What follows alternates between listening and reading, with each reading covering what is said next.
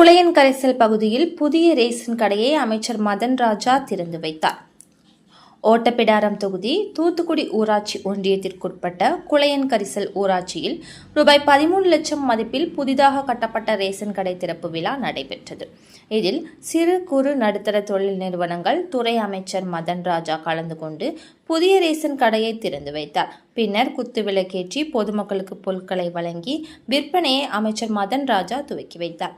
முன்னதாக குளையன் கரிசல் பகுதியில் உள்ள காமராஜரின் திருவுருவ சிலைக்கு மாலை அணிவித்து மரியாதை செலுத்தினார். நிகழ்ச்சியின் போது பொது விநியோகத்துறை துணை பதிவாளர் சுப்புராஜ், கூட்டுறவு சார் பதிவாளர்கள் கே பாலமுருகன், சாம் டேனியல் ராஜ், தமிழக வெற்றி கழக தூத்துக்குடி புறநகர் மாவட்ட மாணவர் அணி அமைப்பாளர் KM மகேந்திரன், தெற்கு ஒன்றிய செயலாளர் குழந்தைராஜா, மாவட்ட இணை அமைப்பாளர் மாரிமுத்து, ஒன்றிய செயலாளர் ஒன்றிய மாணவர் அணி அமைப்பாளர் சேதுராஜன் மற்றும் நிர்வாகிகள் JPR பில்டர்ஸ் பரத், கூட்டாம்புலி ஜெயராஜ், சுரேஷ் கண்ணன், மாரீஸ்வரன், விக்னேஷ், சதீஷ், சரவணன், சுயம்புராஜ், தங்கமால்புரம் கிளை செயலாளர் பொன்சுந்தர், பாலசுப்ரமணி உட்பட பலர் கலந்து கொண்டனர்.